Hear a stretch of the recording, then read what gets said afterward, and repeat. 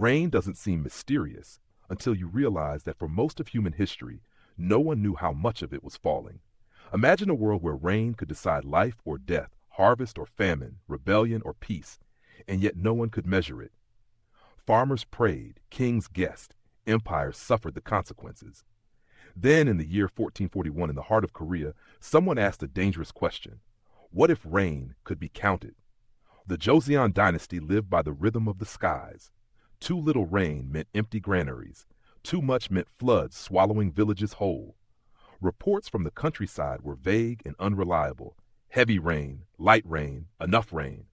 Words were all they had, and words failed when crops died. The court needed certainty. At the center of this crisis stood King Sejong, a ruler obsessed not with conquest, but with understanding. He believed knowledge should serve the people, not just the throne. And so instead of praying harder, he demanded something radical: precision. Metalworkers were summoned. Scholars argued late into the night. Officials debated how something as chaotic as rain could be captured, standardized, and trusted. Finally, a simple but revolutionary object emerged: a cylindrical bronze vessel, carefully measured, its depth marked with exact units. This was the world's first standardized rain gauge. For the first time, rain became data. Across Korea, identical gauges were installed in villages and government offices.